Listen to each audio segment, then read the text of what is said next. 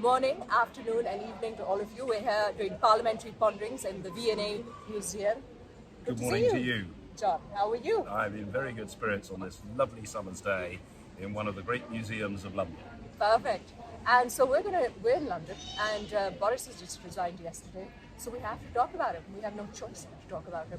And along with that, I'd like us to talk about other countries, perhaps Pakistan as well, who have also seen leaders who've been, I don't want to use the word booted out, but technically that's what it is, and who've been forced to resign. How have they reacted versus how has Boris reacted? You're quite a specialist on British politics, me on the other side. So between East and West, we have it all covered. We have it all covered. Let's There's go. one minor objection that I want to make at the start, Marvi, and that is that I don't like referring to him as Boris. And the reason why I say that is that I think that he has deliberately over decades cultivated a kind of friendly, shaggy dog image by being known by what was originally his second name. Alexander. Should we call him Alexander? So actually his full name, for the benefit of your none of them. For the benefit of our listeners and viewers, his full name, of course, is Alexander Boris de Pfeffel Johnson. How are we going to pronounce that, John? That's very difficult. Anyway. Alexander Boris de Pfeffel. Okay, Alexander? Alexander you get Boris confused, de Pfeffel Boris. Johnson. Okay, you call him Alexander, I'll call him Alexander Or Boris. perhaps I should just call him Johnson. Johnson, that's it. After all, he's an ex-public school boy where public schools, they tend to refer to each other by their surnames. Johnson it is? Johnson it is. Okay, We are agreed. Go on.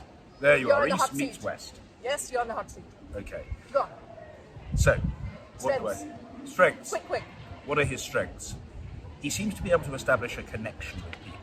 He comes over to people as friendly, relaxed, informal, a bit disorganised in the way that a lot of people think they themselves are. Therefore, far from being a detriment, a debit on his balance sheet, so to speak, it ends up being a positive. So you might think, well, the fact that he looks rather dishevelled, he hasn't got his jacket on properly or his tie's the wrong way around, on purpose?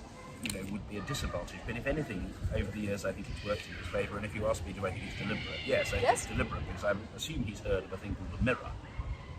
And he would be able to put a tie on looking in the mirror.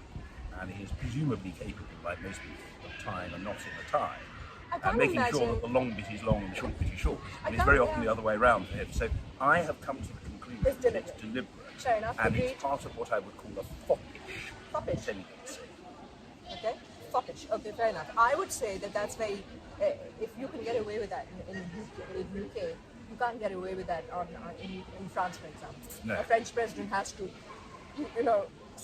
look presidential. Yeah. And they go to all sorts of lengths. I mean, I studied at Sindh Sports, so I know exactly what kind of lengths they go to manage that perception. Yes. Right. So here the perception is deliberately being managed. Yes. What else? So that's a first quality. Yes. I think a second quality is that he is actually very distinctive looking, so he's memorable. There are very few politicians with hair that is as distinctively blonde or even flaxen as his is. And so I think people remember him. Once they see him, they remember him.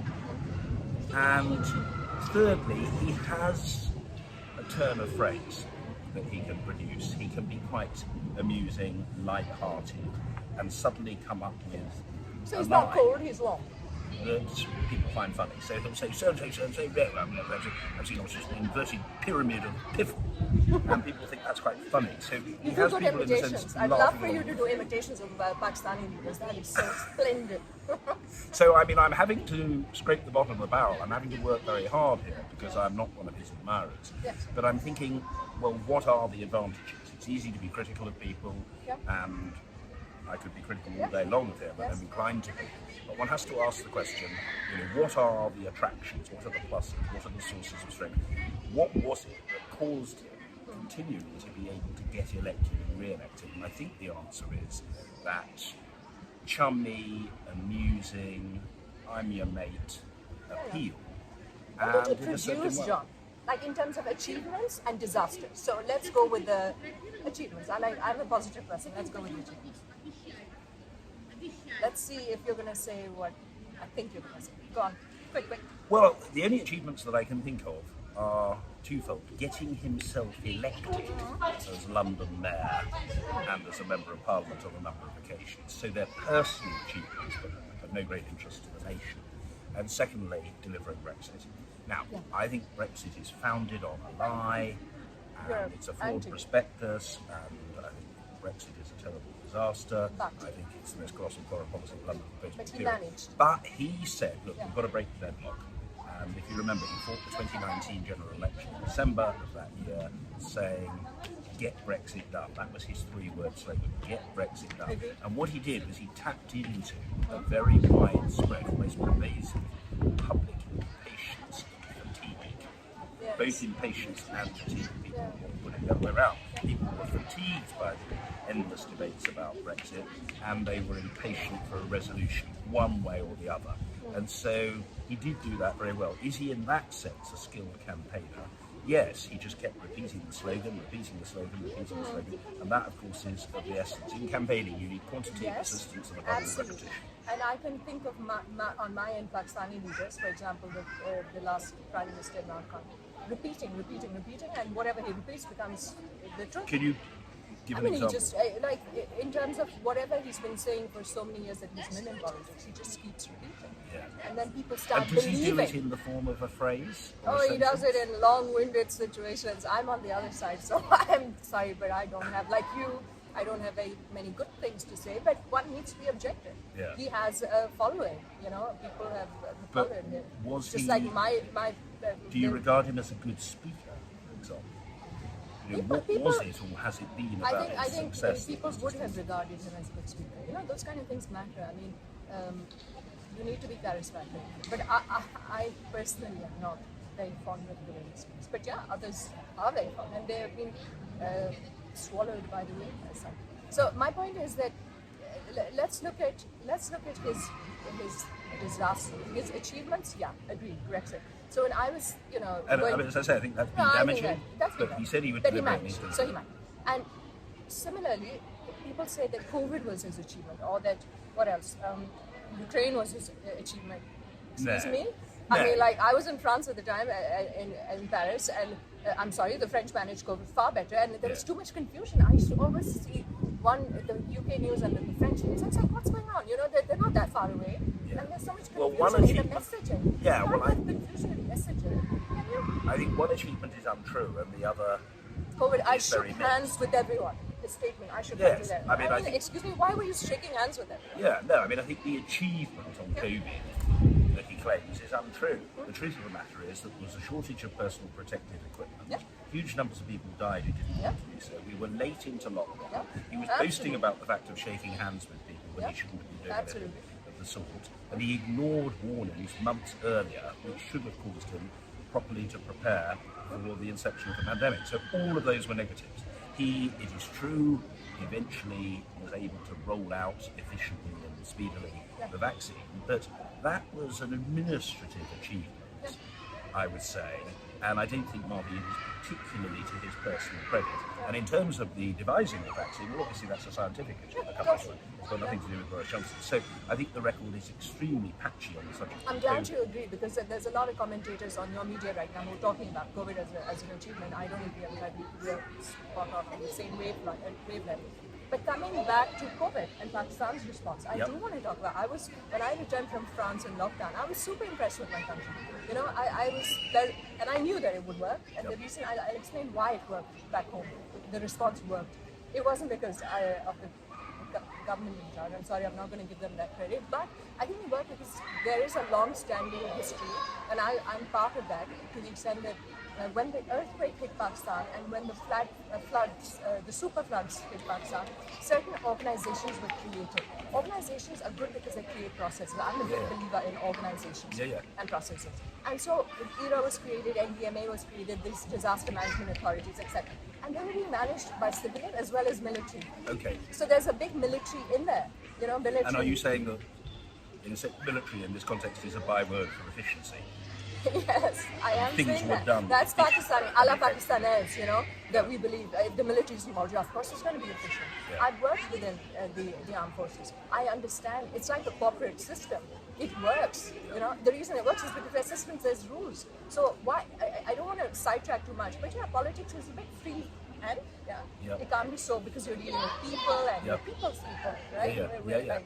And so it can't be the same because, but yes, the response was good because the military was involved and to date, they managed it. Okay, there were a few disasters, but then that's fine. I mean, there were not disasters, there were a few hiccups, but compared to the rest of the world, the equipment was there, the masks, there were no masks in France when I was there. And for me, I'm a francophone, you know, so I'm being honest about it. So coming back now. I mean, I suppose I feel as far as the British context is concerned, the biggest single and I think most coruscating criticism of Johnson on COVID is this.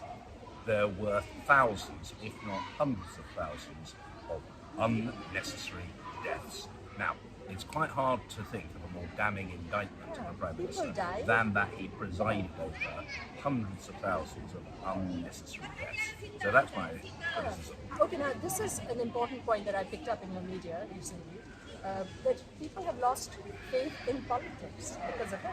True? That's a weakness? I mean, I think that there is frequently a lot of suspicion of politicians and hostility to the political class. You've been there for 6 terms. Yeah, I was there for 6 terms, and 22 at no years? time did I. 22 years. Yeah, 22 years. That's a long time. At no time did Me, I 10 feel years. that. Yeah. Okay. So you know, between us over 3 decades, did you ever think that politicians were the subject of public adulation? Probably not. No, So, but I think in Boris Johnson's case, it's very considerably worse than that. But probably one thing we want to focus on, and get into all that, just to touch on this issue of Ukraine. We ought just to touch on the issue of Ukraine. Certainly. I said that I thought that the so-called achievement on COVID was untrue, and so far as Ukraine is concerned, it was mixed or insignificant. What do I mean by that? What's taking place in Ukraine is both a tragedy and a horror. And of course, Boris Johnson has taken the right line on the subject. But frankly, any democratic prime would have minister done the same. worth his salt Thank you. or her salt Did he would have do a the choice? same. Of course he had. He didn't He have represents any UK. reasonable alternative choice. He's done the right thing. He's mouthed the correct words. He's offered moral support, and all of that I say, well done. But so would anybody else have done. So would any other leader of the Tory party. So would Keir Starmer, etc., etc. So, in No a big sense, surprise. it's absurdly exaggerated to say. That this is a huge deal. And indeed, one of the more absurd things said by members of his party, including many prominent members of Parliament and members of his cabinet who don't seem to have any sense of history at all, is, oh well, you can't possibly change the Prime Minister. We're in the middle of a war. The answer to that is twofold. First of all, Ukraine is a huge deal, but it's not actually our war, point one. And point two, have they forgotten that we changed Prime Minister during the Second World War? We went from Chamberlain to Churchill. There were changes of Prime Minister from Thatcher to Major during the Gulf Wars and so on. So the idea that you can't have a change of Prime Minister because there is a war going on is positively absurd. He's been right about Ukraine, but so has every other decent democratic. Reminds me of something, John. Reminds me of the war on terror where Pakistan lost so many people. 80,000 civilians and military combined during that short period of time. And of course, that was something that we were in the middle of. Could we have changed governments in the middle? We didn't change governments. We had to. The elections were coming up. So, the whole point about changes in the middle of national security issues, it has to happen. It's a process, you can't stop it. Coming back to Ukraine and conflicts in general, it's a standard response. Of course, he had to respond like that. So I can say, in Pakistan's case, on certain issues like Palestine and Kashmir, every government is going to toe the same line. It's like integral to what makes Pakistan, right? So I'm sorry, it doesn't but really distinguish one democratic leader so from another. we did so well on Kashmir and Palestine. Well, so did the others. Excuse me. I mean, it's nice for me to be out of the box, for me to be able to speak my mind, but there's certain things you can't. You can't sort of take sides on that. It's a given that they're going to have the same policy. And therefore, how can they change policy midway?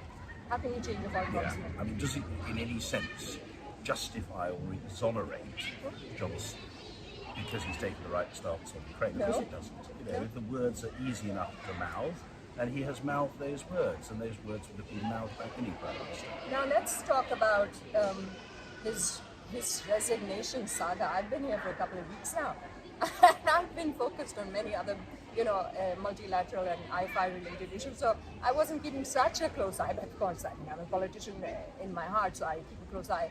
But what was going on in the last couple of weeks in this country, which is like developed and super out there, and is supposed to lead by example for the rest of the world? Excuse me, John, kindly respond. The truth of the matter is that he's been in the soup, if I can put it that way, for months. And the root of the issue is twofold. First, he has acquired a reputation for outrageous mendacity. In other words, he is a persistent, an habitual, a congenital liar. Now, I know that one politician frequently accuses another of lying. Same in Pakistan. Everyone else is a liar. Everyone else is not patriotic. Do you have this problem of patriotic? I saw. People are often accused of lack of patriotism by their opponents. It's as you feel, it's enough. Like, but who has a right to put patriotic comments on anyone? Patriotism isn't the preserve of any one party or any one leader. I'll tell you what, sorry to interrupt. KGB met, some official of KGB met Boris Johnson in the recent past, apparently. So that's unpatriotic. And I was just thinking, when I hear words like not patriotic, and really?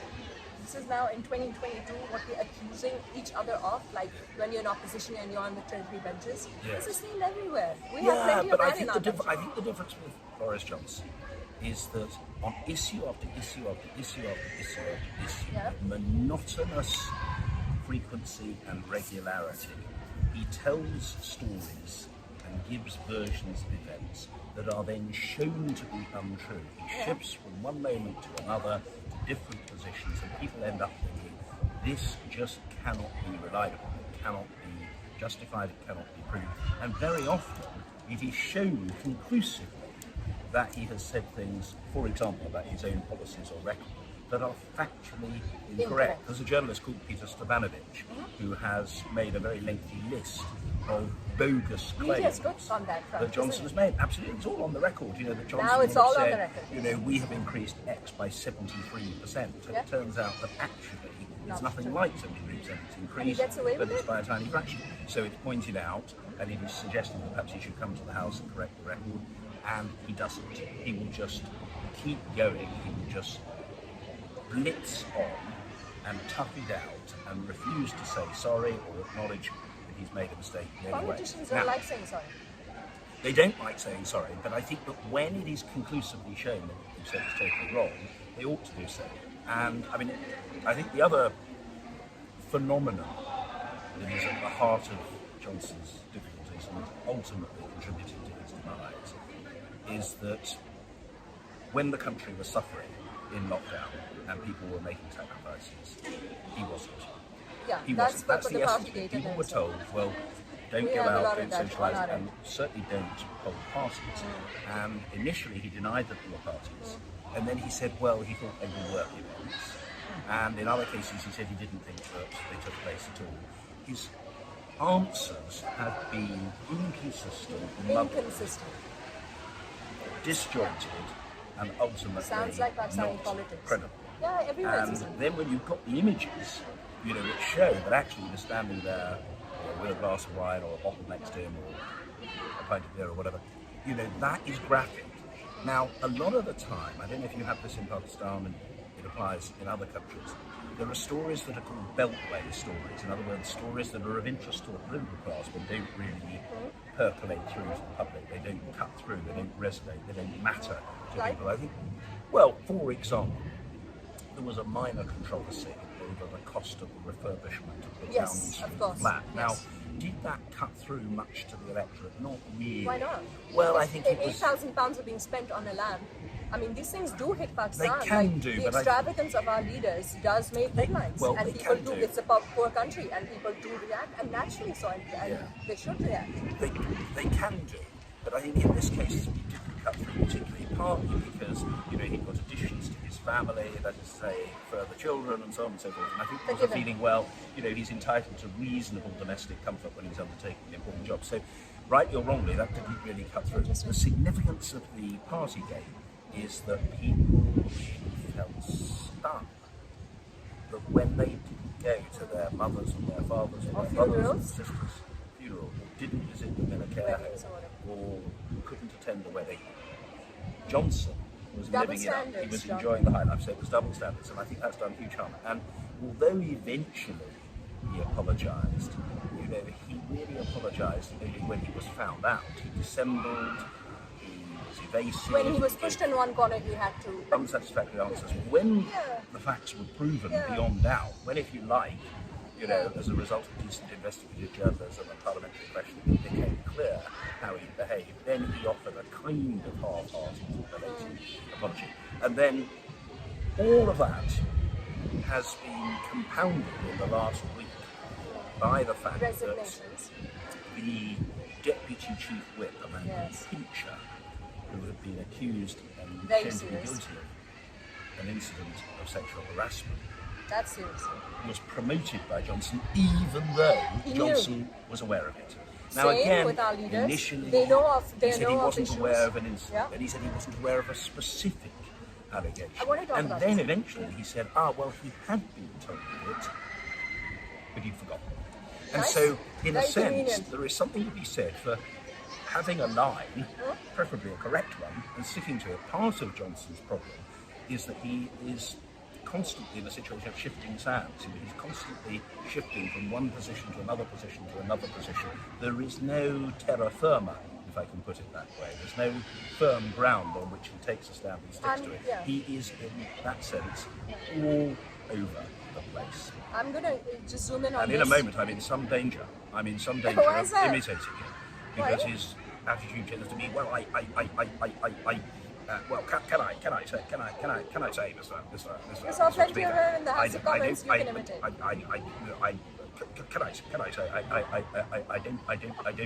don't recognise that description. I tell you something. Considering he was educated in England, Yes, he's that is. incapable of joined-up speaking. Oh yes, we've got plenty of that He's on our incapable intro. of joined up speaking. I sometimes think when he's umming and ahhing and erring and waffling and prevaricating and fence-sitting and question dodging, for goodness sake, man, spit it out! Yeah. So coming back to what I've seen in terms of leaders, Yeah. the problem is that when they get hit by people in their clan or in their closed circuit doing wrong things, Yeah. they don't necessarily stand up for what's wrong. They turn a blind eye, and then all human rights and women's rights and all those things go out of the window, and then they're just defending, or not even defending, they're just turning a blind eye and then moving forward. And that's when you lose a lot of respect for them. Marvi, And- may I ask you, I think this is a point of interest in our Yes. respective countries. There is in Britain, is there in Pakistan a difference in the public attitudes to sexual misconduct? I Yes. don't mean harassment, Yes, yes. but affairs and Yes, yes. that sort of thing, and financial misconduct. Is there a difference in the public attitude or not? It really depends on whether it's a man or a woman, right? So there are double standards in terms of women and men as such. And I'm quite, since I have been really at the forefront of the women empowerment drive, and we've got plenty of beautiful legislation that we are going to talk about that I'm so Yeah. proud of in Pakistan. Yeah. But in terms of implementation, there is this patriarchal sort of situation, right? And where if the man is doing it, yeah, fine. If the woman is, things will be exaggerated by 1,000% for women, and 1,000, I'm sorry, and for men it's double standards. So That's they a can get sign, away. isn't it? That's a patriarchal society. Well, it's a patriarchal society, and it's also a reminder of what I suppose we know, which is that Did we get it changing from the you? law is one. Well, probably changing the law is one thing. Changing attitudes is another. In other Absolutely. words, you might Thank have you for saying that, Mr. equality. Speaker. No, because we've got legislation in Parliament, Yeah, Mr. you might have Speaker, equality before but then the law, we but don't that's have not the that, same right? as having attitudes amongst members of the public, which A very quick are line on genuinely that: how to non-sexist. change attitudes through Education. drumming in, drumming well, in the same thing, and by standing up for education, things education, that you education. might and by also standing up. If I don't Sure. speak out, Yes. right? And then people expect you not to speak out. Well, I would say education. Isn't it easy not to speak out? Advocates- It's always easier not to speak out. I would say advocates and role models. In Yes, fact, I like that. for example, where it comes to the LGBT community, there is an argument for saying that public figures, there who are part of the LGBT community should be open about it. Now, there is a counter-argument. Of course, the counter-argument is, it's his or her business, it's personal, it's like the it French. shouldn't have to be public and so on. Their But- personal lives are very personal, and no one says anything about it. In the US, if a president was to have financial or sexual misconduct, it's an impeachment issue, right? So there are country differences in the way that people have different values on personal conduct. I suppose I feel that... And what is public and what is personal? And you and me, we're public figures. I We're s- sitting well, I here, know, but I people suppose- recognize us, we are public, I suppose I feel that somebody in the public square, to use that Yes, rather should be a old-fashioned term, model. who is gay, should be a model and also should be a source of encouragement to other people. Absolutely. And inspiration. And indeed, better than encouragement, inspiration. And so, I would like to think that most gay people in this day and age, where there's much less discrimination and certainly far less vilification than was once the case, would feel able and willing to identify themselves and thereby to offer great succour and morale boost to people, perhaps particularly young gay people, who are nervous or uncertain and wondering whether to come out or wondering whether to come out to their parents, whatever it may be. So, I wouldn't want to be absolutist about it, but I think it is much to be encouraged for members of minorities to be open about the fact that they are members of minorities. And what I feel in particular strongly about is that, let's say somebody is gay, what he or she shouldn't, under any circumstances, do is go along with discriminatory legislation. Absolutely. Now, I think if somebody does that, he or she is likely to be outed, and deservedly so. Yeah, absolutely. If we come back to what's going to be happening, apparently there's 12 candidates out there. I like the fact that there are candidates out there. You take it for granted in your democracy. In my democracy, which I'm proud of my country, but the point is that who chooses the next prime minister? In my country, the last prime minister that I had was chosen by the previous prime minister. Wow. So you're saying, wow, this is a given for me, because the political parties have these leaders who are the political party itself. Yes. You don't have that. Any of these 12 are now bidding and now campaigning. It's obvious to you, right? Yeah. Not so obvious on our end. Not so obvious in many parts of the world. So we have a bit of a catch-up on that side. The political parties need to become stronger, and they need to feel Are you together. seriously saying, let's just be absolutely clear about this, that an outgoing Prime Minister Would have very nominated? often nominate his Yes. successor? Yes. Well, Shahid that Khan is- was nominated by Nawaz Sharif. that's feudal. And we were That's waiting. almost feudal, We were, certainly of course it patriarchal. is. And I think it's I don't unhealthy. know if it'll happen on the other side and other political parties. And a lot of my politics is also dynastic. You don't have dynastic. And when I No, say not dynastic, really. everyone turns and says, "Oh, that's not right, dynastic politics." But if you are honest about Pakistan, people tend to like dynastic politics. What are you supposed to do? They tend to vote them back in. Yes. So. And dynastic politics, in a And sense... you and I might have an issue where people are voting them back in. That's democratic. Yes. They got there because they were democratically elected. Yes, I mean, Clinton that's... and Well, that's true, Yeah. although, I still think it's worth looking at the whole system and asking oneself, well, are you giving enough opportunity for new people to break through? So, for example, if you look myself, at the I'm a United... new person. Yep.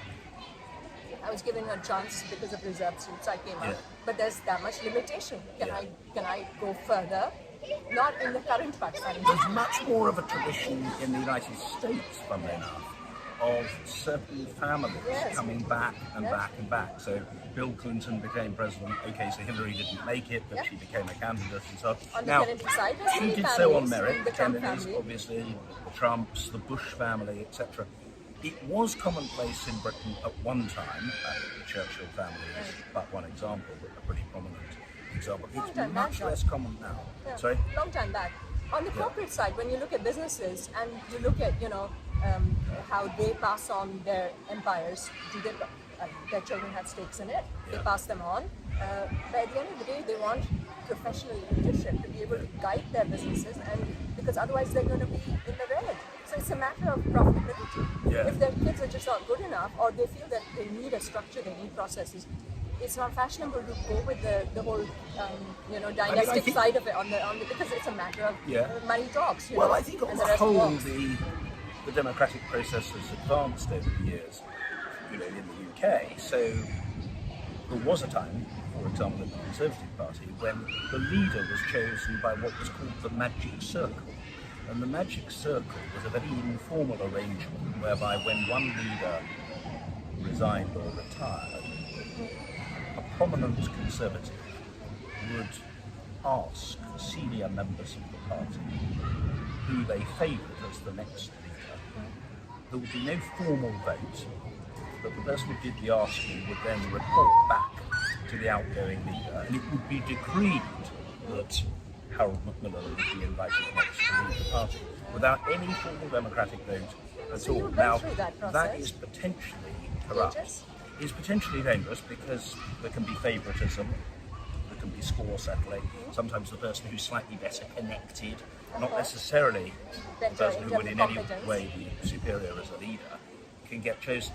I think in the end the Conservative Party became frustrated with that process, and therefore a little over 50 years ago it decided that it ought to have a proper election, and that was an election by Conservative MPs. And then finally, and I think this is part of the sort of modern phenomenon whereby people expect to have a say, that it just what a pair membership be. Tory party members said, well, we should have a say, and what the Conservative Party did, which I think was quite clever, was to develop a system. They devised a mechanism whereby MPs produce a short list of 2 from within Parliament, and then the members choose. So everyone has to vote, has to give 2 names, and it's on record. The names also people will choose their preferred candidate, but the top 2. No, but it's counted, right? So it's a public record. Someone in the constituency can see my MP chose these 2. No, it's not no public. Transparency, No, right? it's public recorded what the numbers are. It's not public recorded how people vote unless they say so. Although I think it's fair to say that most MPs these days are happy to let it be known who they voted for. I think there's usually but there's no. But is there a formal requirement for them to disclose? No. But in the end, you get 2 people, and then they go to the party members in the country. Party members of the country choose. Now that is democratic. The only downside of it, and it will arise again in the upcoming Conservative leadership contest, is this. I'm not sure that there's an answer to this. The only downside of it is that those party members in the country are a very small proportion of the electorate and not necessarily representative of the electorate at all. On the whole, they're vastly older and enormously more right-wing. So their preferences might not coincide with the public preference. That said, Marvi, once the choice is made, that person as leader and Prime Minister will either cut it with the electorate and win an election, or not cut it with the electorate and lose an election. So, in the end, it sorts itself out. Fair enough. Now, coming to the caretaker setup, we have a very clear-cut system within our constitution that defines caretakers. I'm quite pleased to report on that. Okay. And been mostly, I mean, they're chosen, and there's a kind of unwritten rule that both sides of the aisle will accept a certain name and confer and consult, and that Prime Minister would be a neutral party seen by both sides to be neutral, right? So there is a concept of a caretaker setup. You, on the other hand, and is that person a deputy? No, that person is not a deputy at all. No, I think a deputy as in an elected member of Parliament. I mean, is that person a deputy Prime Minister or not? No, that person is a Prime Minister. It's called the caretaker Prime Minister. We've had a couple, who I've seen as a kid, like my father was part of caretaker setups. So I've seen very, very honourable and dedicated people coming in to do that job. And then both sides have to agree that name is okay. Yeah. On your side, there's a bit of confusion as we sit here in the DNA this morning, after he resigned yesterday, that he will continue, and people are having issues on media, that he will continue, and whether that will spoil the level playing field for the others. What do you say? I think there's a particular problem that appertains to Boris Johnson. So, although there is a deputy Prime Minister in the UK and has been for some decades, it's not an historic office, but it has been for some decades, there isn't a convention that the deputy Prime Minister acts as caretaker. There isn't such an arrangement. when a Prime Minister resigns, he or she does normally stay in post until a successor is elected. Okay. So, why, given that David Cameron stayed in post until Theresa May was elected, and why, given that Theresa May stayed in post until Boris Johnson was elected, are people objecting to the idea of Boris Johnson staying in post? The answer is that whereas Cameron was thought to be honest, and Theresa May was thought to be honest, Boris Johnson is not thought to be honest, and a lot of people just don't trust him and think one or other of two things or both. Either he will use the period of the next few weeks to try to make decisions which, frankly, as the outgoing Prime Minister, he shouldn't. In other words, he shouldn't try to tie the hands of Marvi Memon's successor. Or that he might be plotting and scheming to bring about a situation in which he can hold on after all, and the leadership contest will be aborted. Now, that may not be very likely, but because people just don't trust him, so it's a because trust he is issue. regarded as dishonest and unreliable, there is a real objection. My own personal view is that the Tory party should just get on with it. The country needs to have a new Prime Minister soon. They could produce. How much time are you giving them? Well, I mean, my own personal view is that they could produce somebody by the middle of August. Now, I'm told that the Tory leadership is objecting to that, saying, yeah, you can get a short list of two people within a couple of weeks from parliamentary bubbles. You probably need a week or two to get a short list of two. You could do it midweek, or you could do it next week, but you could certainly do it by the week after. But the argument that is being made is, well, the Conservative Party members need to have a few weeks in which they can discuss things, that they can question candidates, hear them speak, and so on around the country, and then they need to have a period of weeks in which to vote. Well, you know, my own view is this, I'm going to be quite blunt about it. Why should the national interest be subordinated to the convenience of an extremist sect, otherwise known as Tory party members? Who on earth are these characters? What a peculiar species. Why should they hold sway? My attitude is the national interest demands that Johnson go. The national interest demands that Johnson go as soon as he's humanly possible. And therefore the national interest demands that the Tory party get on with it and stop buggering everybody around. And one of these days, Marvi, because I know that I'm naturally shy, self-relating and reticent, I'll try to tell you and our listeners and viewers what I really think. That's very sweet. But coming back to, should there be a rule? I mean, we have a rule that within 90 days or whatever, though sometimes that has not been kept to and there's been military takeovers, etc. But if there's a rule, well, we have a constitution, we obviously have a different setup, but if there's a written rule or there's an unwritten rule that within a certain stipulated time, a change of government should take place. Yes. And I mean, I want to close. The reason I think we ought to have that, the reason I think we ought to have a time specification is that the old conventions, Marvi, which used to serve us well, have broken down. I mean, this is only one example. There are loads of others. Recent political experience is littered with examples of where the old conventions of honour, good behaviour, dependability have broken down. You didn't need such a thing in the past because people thought, well, of course, the Queen's business was carried on. Everybody would do the honourable thing. But one thing you can very certainly rest assured, the Right Honourable Gentleman, the member for Uxbridge and South Ruislip, Mr. Alexander Boris de Fethel Johnson, will almost certainly, as sure as night follows day, do the dishonourable thing. Why? Well, because Alexander Boris de Fethel is not thinking about the national interest. He's always thinking narcissistically about the greater glorification of Alexander Boris de Fethel. And that's a problem with many political leaders across different countries, isn't it? Yes. One of my parliamentary colleagues once said, I think the Prime Minister wakes up to a picture of himself. Well, I can think of many people on my side who do wake up to their own pictures, and they are, but that's what we vote back in, you know, and they keep getting voted back in. Just to close, the Nolan principles of governance, what do you have to say about that? Well, there are the 7 principles of public life. And I think those principles, which are basically about integrity, accountability, selflessness, and openness, honesty. Where is it in 2022? What they're really about is dispassionate public service. People who are there to serve the country rather than to serve themselves. Yeah, I think they're very good principles. And I would go so far as to say I think most parliamentarians on both sides of the House and all the parties do observe them. In other words, I don't hardly subscribe to the view that most of my former colleagues are ghastly, dishonest, corrupt people. I don't. I think most of them work very hard, dedicatedly in the public office. But there are some bad apples, and those bad apples need to be rooted out. That is the case in every And I think that's probably the case in Pakistan, it could be the case across Asia and in the Middle East, the United States, and but coming back to the corporate side, they get booted out because they don't perform in terms of numbers, in terms of profits, in terms of sustainable growth. So there's a benchmark.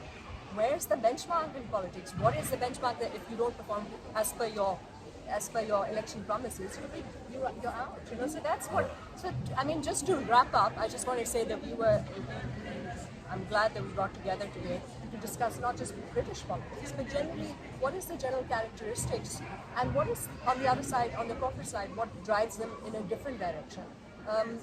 I think going forward, we need to zoom in a little bit on the similarities between corporates. At least, what can we learn from our experiences and what can we say to the corporates? I mean, I think the corporates are much more driven by KPIs, key performance indicators, and specifics. I suppose the difference with politics is that there aren't as strict or exacting key performance indicators, and the ultimate judge is the electorate, and the electorate is judging between competing alternatives. So they're not just deciding whether to retain their shareholding in a business. They're not saying, well, shall I keep my shares or shall I sell them because I don't approve of the executive or performance. What they're deciding is, do I think on the whole, the present lot, even though they haven't achieved everything they said they would, are better than the other lot? It's almost that dynamic you get into. It's a competitive choice, so it's not a choice between perfection and ruin. It's a choice between competing imperfects. I have a little story on KPIs. I was working for Treasury Sheriff. I was fairly young in those days. And fairly young, you're still fairly young. Yeah, nearly 50, very, very soon. So coming on to KPIs, since I was coming from Citibank, I brought the Six Sigma quality management to media management in the presidential media cell. And I mean, I remember he was so, even though he was a military so-called dictator, he was only democratic. He heard me out, and he went through the process through Six Sigma. And someone now would never believe that. How did you do that in the military? Well, it worked, So, and in my last cabinet, we had a system of KPIs that every minister had some KPIs, but were we held? I mean, I held myself very tightly on my own KPIs because I was performing for myself. It's like golf, But did Prime Minister hold people to them? I think initially they did, and then they kind of, when it wasn't convenient to them, they kind of let go of it. So I want to bring you back to this point that no, don't let go of those KPIs. Make sure that you deliver, and if your ministers have not delivered, then you show through results. That, I'm getting rid of this person, not like how Johnson was getting rid of them by the dozens. I mean, three people in 3 days in education. Three education sectors, and I think 59. I think I'm right. I think 59 ministers resigned in the course of Wednesday and Thursday morning. Yeah, so this is now coming back to what is efficient? Well, I'm sorry, the corporates are efficient because they have KPIs to stick to them. There's a system, it works. I want to see a political system where there are KPIs and you stick to them, not when it's inconvenient, especially when it's inconvenient. When your team is not doing well, you have the guts to say, my team is not doing well. And always now, the last but not the least, where does the buck end? I mean, who's the last... The leader, right? He chooses his team. So it's useless saying, the advisors brought him down. Excuse me, you chose the advisors, right? Or you chose the ministers. So you choose well and you keep them in check. That's what a leader needs to do. That's what a team would do. That's what a captain would do. But you see very little of that. Yeah, I mean, I was quite struck the other day when Boris Johnson started complaining when he was under fire that he was fed up with people being quoted on his behalf and saying things which he didn't feel he should have to defend. And the point was made to him, well, Prime Minister, with respect, these people you're now complaining about are your staff. They're people employed by you. They're people who are required by you to do what they do for you. So if you don't approve of what they're doing or how they're behaving or what statements they're making, there's no good blaming anybody else. You better get rid of them. The truth of the matter is that he got rid of, in the course of his rather undistinguished and ignominious tenure, lots of good people, and he kept on with lots of bad people. Last word on legacy. legacy, Yeah, so many last words. the most dishonest Prime Minister in the history of the United Kingdom. Oh, okay. And the Yeah. worst Prime Minister of my lifetime. By a country And you've mile. had four, no, you've had I've six. known, Oh, well, five. I've known personally in the House of Commons 5, and I knew a number of others before. I served alongside Tony Blair, Gordon Brown, David Cameron, Keith Mayor, Boris Johnson, but I knew Margaret Thatcher, John Major, Ted Heath, and by a huge margin, not a tight squeeze, by a huge margin, Boris Johnson is the worst of the lot. Whoa. I would say all of those that I've mentioned, all of them, were first and foremost public servants.